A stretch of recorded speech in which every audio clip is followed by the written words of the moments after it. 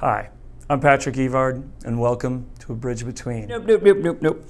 Getting rid of that. No, I want to try something new. So I'm going to stand up to start this and maybe make it a little more upbeat. Oh my gosh, he's standing. Can you believe he's standing? I know, it's like the greatest thing since sliced bread. It's like reinventing the wheel. Why didn't he think of standing earlier? I'm just glad he can stand. I was getting worried. Thanks for that. Appreciate it. Hi, my name is Patrick Evard, and this is A Bridge Between. I am so excited today to keep diving into these things, to keep talking about different topics that are important. But I think before I continue to dive in those topics, I have to tell you my story and why this became so important to me. See, I grew up in a Catholic household. And when I say Catholic, I mean very Catholic. My parents traveled all over, speaking at different retreats, leading big retreats, youth groups. Big retreats, youth groups, pretty much the same thing, just in a bigger scale. And they were all over the country leading others in their faith. And so for me, that's what I understood. My faith, my religion, being Catholic. I understood it, but I didn't have any kind of relationship in it. And I think that relationship just always depended on what I needed. So when I was hurting, I prayed. When I felt alone, I would talk to God. And I would do those things, but I don't think I ever really developed a relationship. And it was always up and down for me. Never really kind of staying on a prayerful path, never really sticking to anything. And that really lasted. And when I got to high school, it was so up and down that when I lost my virginity in high school, I knew I messed up. I knew, this is bad. Oh my gosh, what am I going to do? And I knew I had messed up, but I didn't know why. I just had been told that. I had read that. I had understood that it was bad, but I didn't get why it was bad. And that just continued. It never changed from that. I kept going up and down, and then finally I hit a breaking point with it. And I realized I really didn't want to be Catholic, and I didn't know how to get out of it. So I just kept going through the motions. That is until my parents got divorced. And we see when my parents got divorced, I used that as a catalyst for me to leave the faith. Slowly, but still desiring to leave.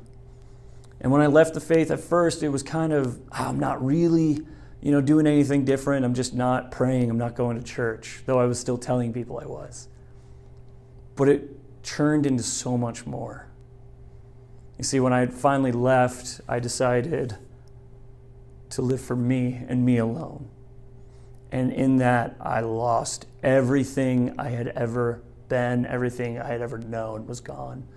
I fell into alcohol, into drugs, into sleeping around. I fell into being angry all the time, hating myself, living my life for me. In every way, being a child, being jealous, I wasn't happy. And it just continued. When things got harder, I decided, well, then fill it with more of this. Fill it with more alcohol, more drugs, more sex, everything, because I thought maybe that'll fill this void. And I had a huge void in my life, and I didn't know what it was. And I finally hit my rock bottom. I was empty, I was alone, and I knew that I could turn my phone off, which I did, and have some alone time where I could end it all. And before I ended up being alone, someone looked at me and said, maybe this is God telling you to pray. That didn't make sense to me. That didn't make any sense. I had tried the prayer thing. I had tried going to the church. None of that worked. And so I sat there for 2 hours. I remember these 2 hours, praying and trying to hear anything because I felt like I wasn't going to hear anything. Praying and asking for any kind of sign that this all is worth it. And in a small moment, I felt peace, comfort, and for the first time in a very long time, love, real love. And I was floored. It was like a semi-truck had hit me. I couldn't move. I couldn't breathe. I didn't know what was going on. And I was like, God, why did I do all this then? Why did I go through this? Why didn't you stop me? And I was trying to figure that out, and I had been praying about it for years, because in that time I had to beat those habits that I had created, get over them slowly but surely, move on from them little by little. But like, why, God? Why would I go through all those things? Why would I hurt myself, create so many holes in myself, in my heart, in my soul? And I felt like there was nothing to return from that. And then I started remembering all those times, all the people I'd met from different walks of life who were nothing like me, who before I'd gone on this insane journey, I would have never talked to. I would have judged them. I would have looked down on them and not seen any value in them. See, during that time frame, and it was a very long time frame for me, I ran into fallen away Catholics, non-religious, gay, lesbian, Black, Hispanic, Asian,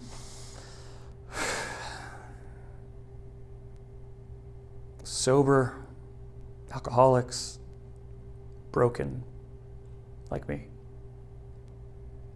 And I realized how amazing each and every single one of those people were. I realized how amazing they had made that time. Even though I was away from my faith, they had kept me going. And I realized what I wanted to do with my life is to create something to talk to them, because I felt like someone needed to talk to me. I felt so alone, so lost. And I just wanted someone to love me for me. And yes, I came back. And I don't know if anyone would come back from just hearing me talk. But I wanted to do this episode, and I know I kind of rushed through details, and I didn't. That's for later time. Like I said, 1 mile in my shoes. But to be able to talk to someone about this, to open a door that you know you're not alone, that you can come and talk, to maybe steer people away from falling into this life, realizing how important that relationship with God is, and to meet people where they're at. St. Paul always talks about meeting people where they're at, loving the sinner, not the sin. And I want to love people and show them compassion, because that's what happened to me. And if no one had shown me even the slightest bit of compassion, then I probably would have completely fallen away. I would not have come back. And I want someone to have that. And I think that if we can start sharing our stories, start opening those doors for people, that's how we bridge the gap. That's how we come closer. And that's my challenge this week. Short, simple, sweet. Share your story with someone. Listen to their story.